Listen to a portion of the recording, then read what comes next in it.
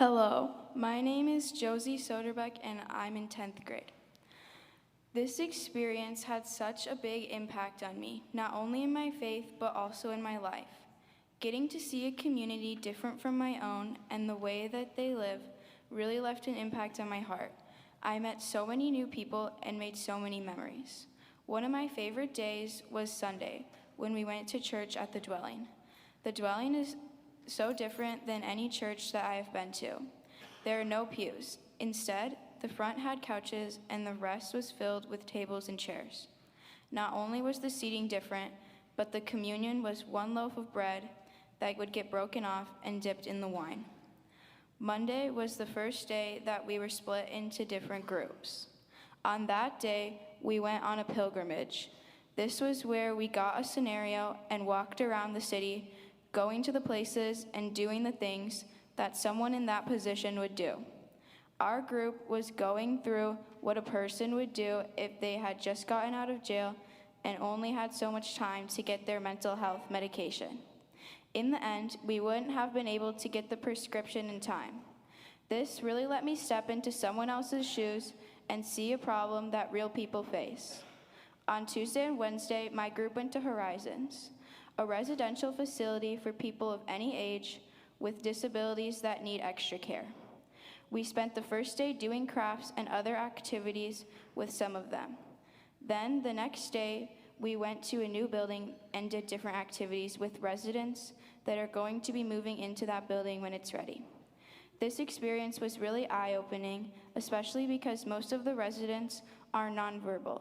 So when doing activities with them, such as crafts, asking them to pick things like a certain color means holding up options and doing your best to guess which one they want, without even knowing if you picked the right one. Something that really touched my heart there was seeing the kids who can't live with their families and live what most of us would consider a normal childhood. On Thursday, my group added to the mural at the Dwelling. For me, this was really a chance to step out of my comfort zone and do something I normally wouldn't do, and it ended up being a really fun experience. On Wednesday, we also got the chance to attend the block party at the Dwelling. This was a great way to meet new people and hear their stories. While we were there, we helped serve food. One thing that I like to think about when reflecting on this experience was something that I heard someone say on our first day there. We are not feeding people, we are feasting with others. This really stuck with me because all of this isn't about helping people, it's about building a community. This trip really let me see and experience the lives of people who are very different from my own. Overall, I feel like I took a lot out of this trip and saw God in so many different ways.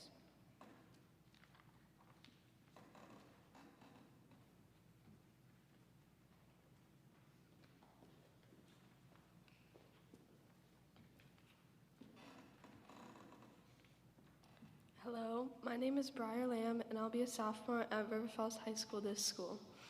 This summer, I went on my very first youth trip. My week in Winston-Salem, North Carolina really opened my eyes to how different people live and how powerful service can be. One of the most impactful experiences I had happened at a place called The Dwelling. This is where my group helped provide showers, clothing, and hygiene supplies to the unhoused individuals. After 2 hours of helping people get cleaned up, we were told we would shower after the locals were done. I went in first. Right away I noticed the lights weren't working and the fan wasn't running. Also, the air was unbelievably hot and muggy. It felt cool to step outside. I told Michael, one of the staff members, and he realized that electricity and air conditioning must have been off the entire time people were showering. He was shocked because usually the locals tell him if something is wrong immediately. Then he said something I'll never forget. This just shows how little people need. They didn't care about the lights or air, they were just happy to get a shower. That moment hit hard. It showed me what gratitude looks like when life is difficult. It also helped me understand the strength of people who live unhoused and how meaningful even small acts of service can be. But the trip wasn't just about serving others, it was also about getting to know them. I made so many friendships that I will stay with me. One individual named Ashley was such a talker. He spoke with me about so many unique things he has done. It was amazing just sitting and talking to him. Also met someone named Nati who danced with me and Eleanor to the song I Just Might by Bruno Mars. We had such fun together. I think of how many laughs we had and the amazingly bubbly friendship we have made. Another friend I created was with an elderly woman named Jo. Jo gave me advice about her world and her struggles. She was so sweet and her words will last in my mind forever. Every person I met added something special to my experience. Leaving Winston-Salem was honestly sad and harder than I expected. I didn't want those moments to end. But this trip taught me something important. I can go out into the world, help others, and bring friendships along the way. Service brings people together, but friendship makes the experience unforgettable. I'm excited for the next trips, adventures, and people I'll meet doing so.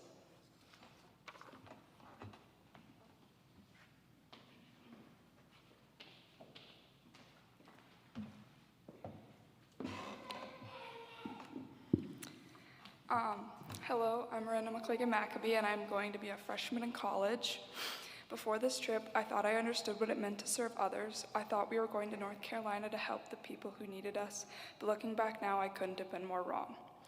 We arrived one day early, and we met Nati and Mariana, two of the staff members who welcomed us in and immediately made us feel at home. We later celebrated the 4th of July by watching fireworks. The next morning, we went to the dwelling where we worshiped, served lunch, and met so many incredible people, including Joseph, who everyone lovingly called Mom, Minister of Meals, Emily, the pastor and founder of the dwelling, and her husband, Cowboy. Before we started serving, Mom shared something that helped me better understand why we were there. He reminded us that this community didn't need us to come save them. They had already built something beautiful together and were already a family. We weren't there to work for them, we were to work with them. That evening, we experienced something none of us expected. While we were staying at the church, a large storm moved through the area. I was standing in the fellowship hall, surrounded by windows, mesmerized by the storm. I watched the wind pick up, the rain fell harder, and saw trees begin to sway and eventually fall. It wasn't until the power went out that we realized how serious the situation really was. Thankfully, everyone was safe, and although our plans never actually changed, for a while we weren't sure what the rest of the week would look like. When we finally walked outside and saw the damage, I couldn't stop thinking about how quickly life can change at any point in time. It reminded me that we never know the full story of how someone ended up where they are, and that one moment should never define the rest of a person's life. Later in the week, Cowboy told us that when he went to the dwelling to get a generator and extension cords after the storm, members of the community immediately asked what they could do to help us. People who had very little were the first to offer whatever they had to complete strangers. Their kindness reminded me that generosity isn't measured by what someone owns, but by what they're willing to give. Monday was our pilgrimage, and my group, Allison, Brooklyn, Katie, and I, also known as the Flint Rods, got assigned to find shelter for the evening. Ron, one of the dwelling's counselors, guided us through the day. Every counselor had once been unhoused or gone through an incredibly difficult season of life, and now they spend their lives helping each other. We spent the day walking across town in the summer heat, trying different shelters, only to be turned away because there wasn't enough space. Eventually, our third shelter, the dwelling, gave us a tent, but even then, we were kicked off the property where we tried to set it up because we were trespassing. We failed because we couldn't find shelter. Along the way, I noticed things I normally would have walked right past. The broken sidewalks on one side of the street when the others were perfectly maintained, and benches and windows designed so people couldn't rest there. Before Monday, homelessness was something I understood from a distance. After Monday, I at least began to understand how exhausting, discouraging, and dehumanizing it can feel. I felt incredibly disappointed and disgusted with our system as a country. We only experienced it for a few hours, but it reminded me how easy it is to judge someone without ever knowing the road that brought them there. The rest of the week gave us many opportunities to serve. On Tuesday, we helped prepare a house that will become affordable housing for a family. We spent the day working alongside Cliff and Lynn, helping make the house one step closer to becoming someone's home. On Wednesday, we made yard signs with Cheryl on issues we felt passionate about, and put up angel trees for Christmas in July so kids should shop for pajamas, books, blankets, and socks in December. We later helped serve at the dwelling's weekly block party, and on Thursday we volunteered on a furniture ministry that helps people furnish their homes with a sense of choice and belonging. We then returned to the house to continue working with Cliff. When we were done, one of the staff, Spencer, told me he thought I would be a great fit working with Sparkdwell because he could see how much I love serving others, both my faith and my future career. Later, Nati encouraged me to work with them next summer. Hearing that meant more than they probably realized because it reminded me that serving isn't just about the work you do, it's about the heart you bring to it. That night, our final worship looked different. We washed one another's hands and feet before one last debrief. Nati asked us what would stay with us after the week. I decided to talk about myself because it truly had an impact on me.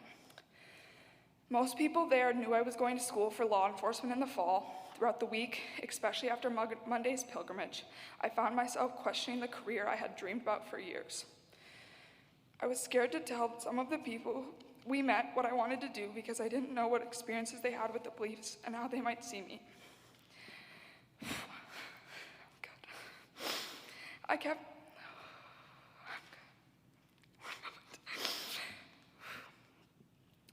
kept asking myself why I would choose to be a part of a system that's supposed to protect and serve people, when for many it feels like it has done the opposite.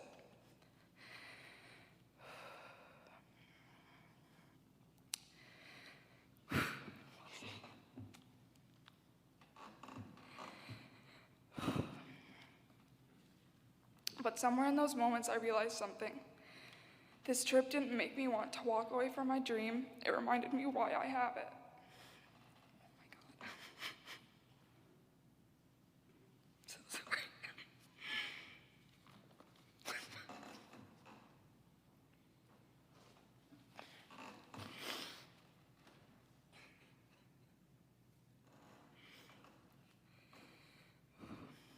If I believe that people shouldn't be defined by one mistake, one circumstance, or one chapter of their lives, then I have to be the kind of officer who lives that out every day. I want to know people's names before I know their records, and I want to see the person before I see their circumstances. I want to build relationships instead of barriers and work alongside organizations like the Dwelling and Spark instead of pretending I have all the answers on my own. I came to North Carolina thinking I was there to help change someone else's lives. Instead, the people I met, the stories I heard, and the moments I experienced changed the way I see the world. More than anything, they reminded me that every person has a story and no one should be defined by the hardest chapter of their life. That is the lesson I'll carry with me long after this trip, and I hope it's the kind of person and someday the kind of police officer I become.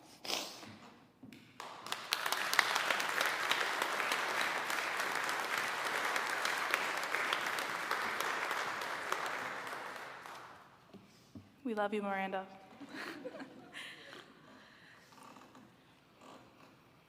Hello, I am Cora Olson, and I am an upcoming freshman in college. This is my 6th trip with Ezekiel, and my 2nd time visiting North Carolina through Sparkdwell. My first time was 3 years ago, and it was a life-changing experience, so I knew I had to go back and relive those memorable moments and make new ones. This time around was a bit different for me because I am older now and I am starting to notice things that I never have in the past. One of the things I noticed was how important it is to meet new people and ask them questions to engage them. There was one specific saying that really stuck out to me during this trip. There is power in just learning someone's name. When meeting someone new, we don't always ask, "What's your name?" Because we assume there is no point, since in the end, that name is often forgotten.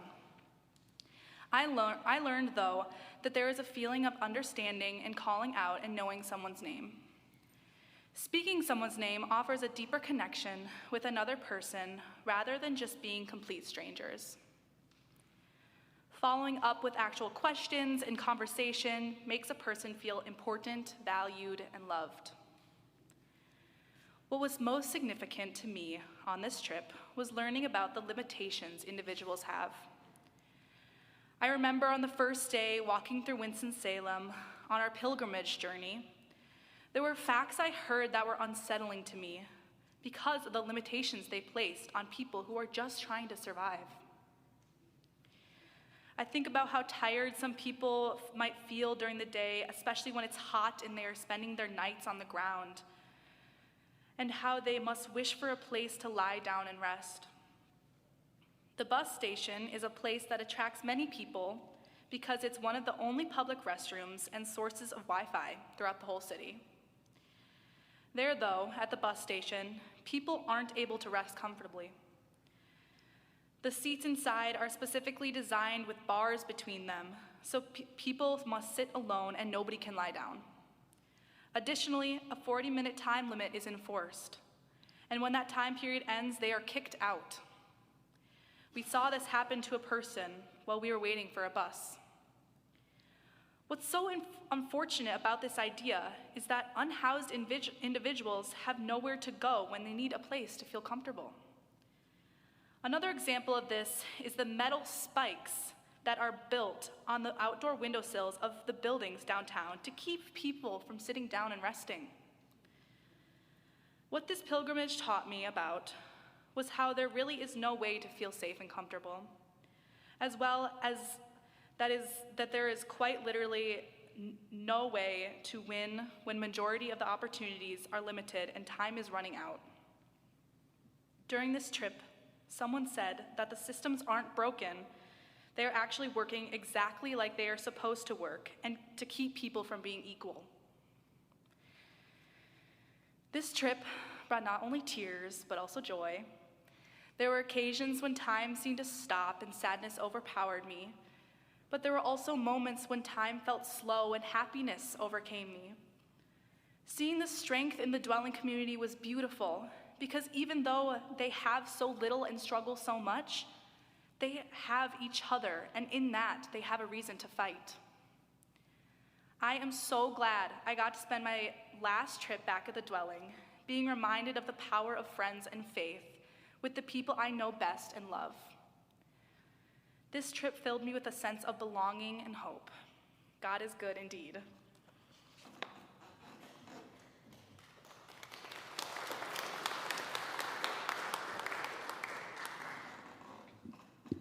Hi, my name is Eleanor Whipke, and I'm going to be a sophomore this year.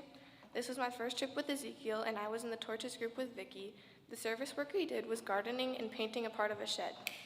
The service sites were amazing, and I learned how hot it is in North Carolina. I realized how difficult it could be for people who can't get out of the heat or take a break every 30 minutes like we did.